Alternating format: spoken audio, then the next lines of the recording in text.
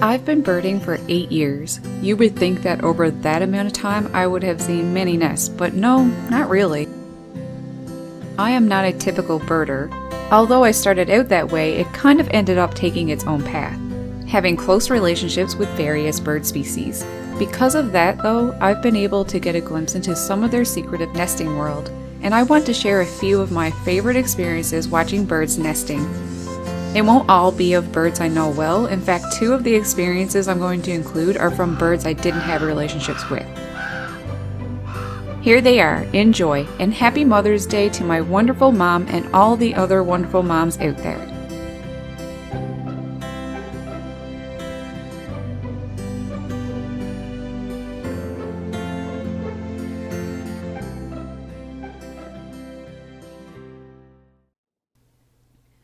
Northern flickers are woodpeckers, and this was my second nest, almost 6 years ago.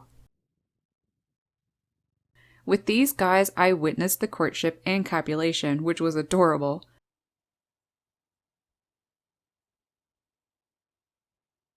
Male and females look very similar, but one defining feature that separates them is the male's black malars, marks that start where the beak meets the face and travel down on the cheek.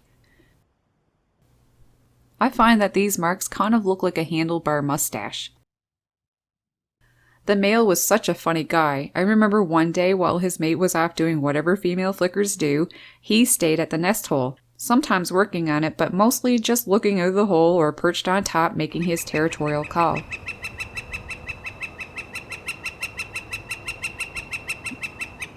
It was funny when his mate was on the way. He popped his head back inside and started hammering, as if to make it look like he was busy at work the whole time she was gone, but I know the difference of that because I had been watching him for over an hour.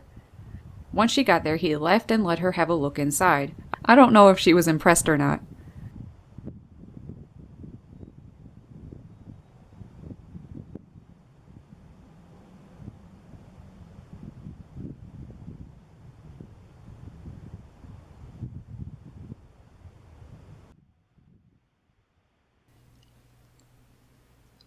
Once the babies hatched, they both worked hard to feed them, but the female seemed to be the one out getting food the most,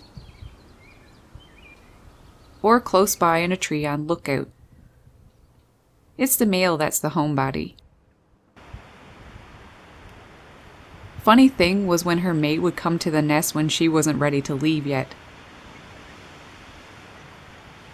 She kept sticking her body out of the nest and the male backed off. He waited until she was ready to leave, and only then did he attempt to go back in. Don't mess with Mama when she's taking care of her babies.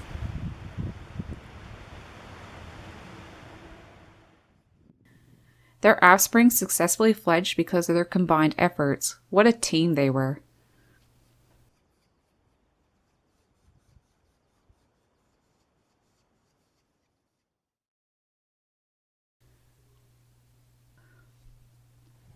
Almost 6 years ago, I discovered a merlin nest by accident. Merlins are small falcons.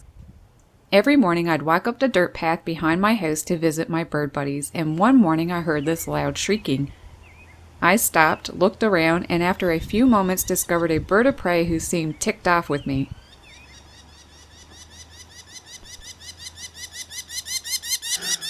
It was a female merlin. Didn't take me long to figure out that she was nesting, and that's what her problem was. Every day after, I'd visit and try to record 20 minutes or so of her and the nestlings. It was an interesting experience, my first bird of prey nest. I read up on them and discovered that merlins don't build their own nests. Instead, they use nests that were previously owned by hawks or crows. I found that pretty neat and clever, and it certainly cuts down on the time that would have been used building a nest. Mama Merlin would sit in her nest and allow me to get some recording from quite a distance away, but if I dare go an inch closer, she'd hop off the nest and lose it at me.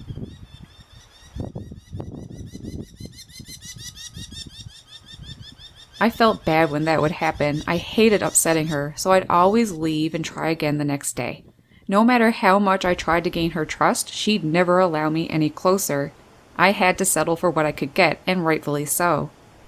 These birds don't need any more stress than they already have to deal with. The babies were like little bobbleheads, typical for birds of prey. Their little white fluff made them look adorable, and especially those big yellow feet they seemed fascinated with.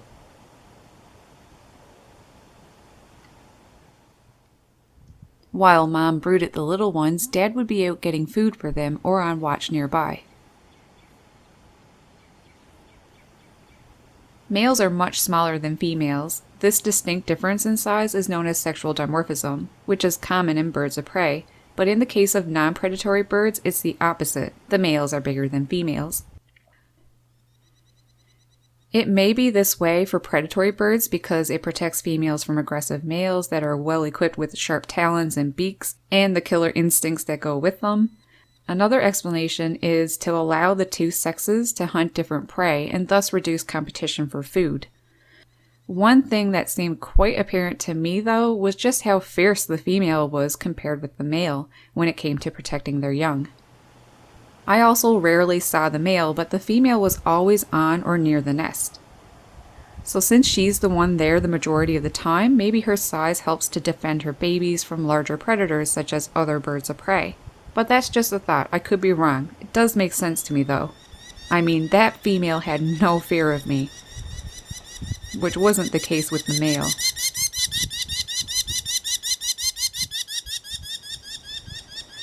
What a good mama she was. And I'm pretty sure that the next spring she returned and remembered me. This was her. She allowed me to get so close. I'd like to think that she did remember me, but more importantly, that I didn't cause her babies any harm, especially when they fledged. She actually allowed me to be around them after a few days of fledging. So maybe she was cool with me now. Who knows, just a sweet thought.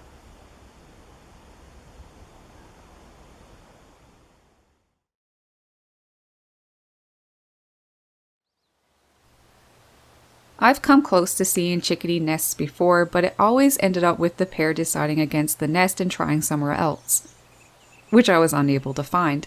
Last year, though, I finally found one. It belonged to my sweet little Tawny and her lovely mate Tim. I missed the building of it and found it when the babies were already hatched. Tawny and Tim worked extremely hard to bring food to the babies and defend the nest too. A delightful experience watching these two sweethearts work together to raise their young. What a great job they did. They would even take breaks with me to eat as I watched nearby.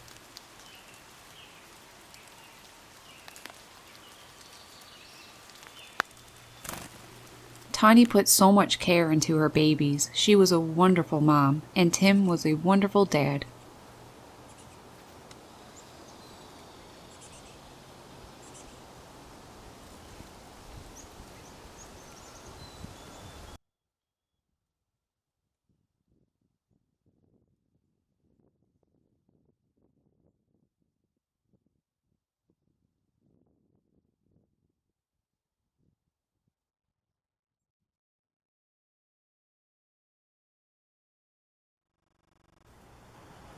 I discovered my first nuthatch nest in summer 2014. It belonged to my first nuthatch pair, Nutty and Hatch.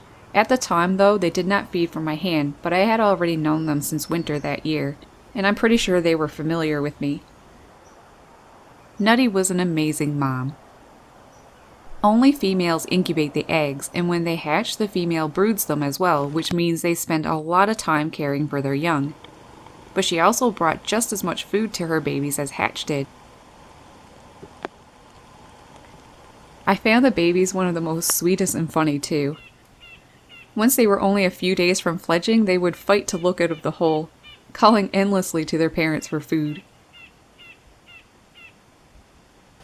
The neatest thing happened on the day of fledging too. To encourage their babies to fledge, Nutty and Hatch stopped bringing them food as often and didn't hang around the nest, but kept within an earshot away. While they were calling to their parents, a black and white warbler passed through and stopped by their nest. The babies didn't know better and begged to be fed by the warbler. The warbler didn't seem to know what to do, but after much thought it left.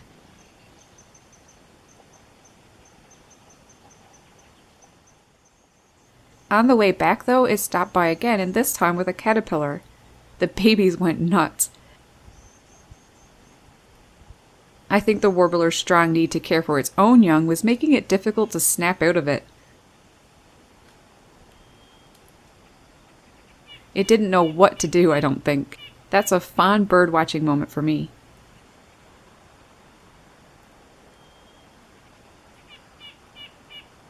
Not long after it left, Hatch brought a little bit of food and then the first one fledged.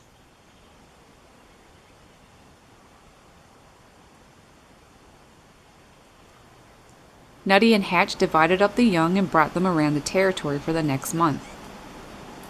Nutty was a wonderful, devoted mom. A beautiful experience watching these guys.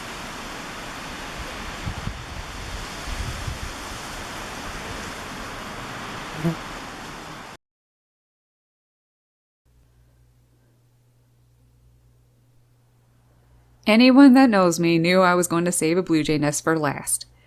Blue and Sweet Girl was my second blue jay nest, but really I consider it my first one because the other one was from another pair that failed very early on.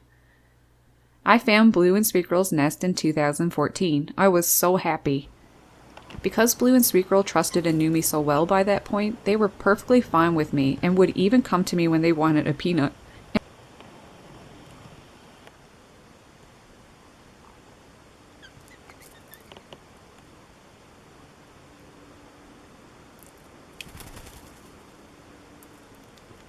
The teamwork that goes into this is heartwarming. The male and female builds the nest, but only the female incubates the eggs and broods the young after they hatch. During this time, the male provides all of the food for the female and the nestlings.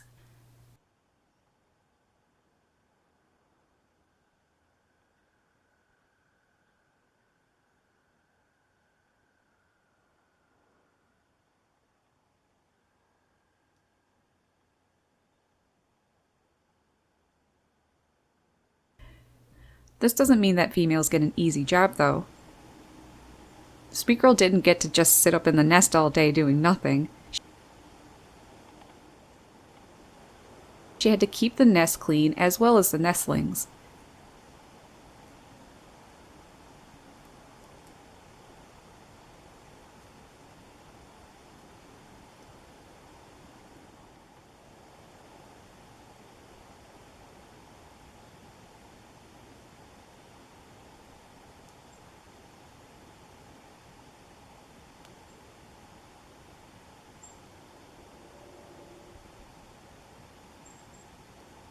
And she even had to keep a lookout for any dangers, like squirrels. Those guys can be unrelenting, but Sweet Girl was quite good at getting rid of them.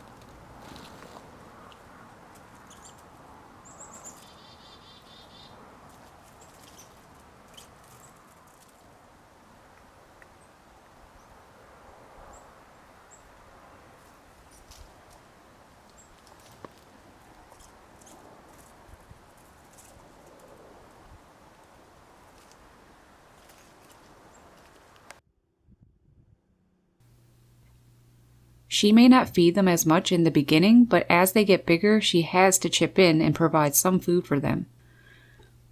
So she has to protect her babies, groom them, keep the nest clear of parasites, and gather food.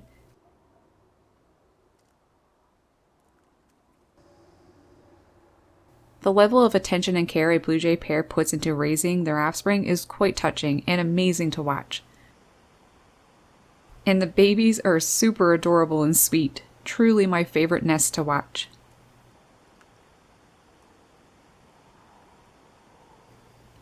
I know I said that was the last one, but here's a bonus just because it was my first nest. Gray jays, also known as Canada jay. Unfortunately, the nest wasn't successful. They got pretty far though. The thing that amazed me the most is the fact that they nest earlier than most birds when there is still snow on the ground.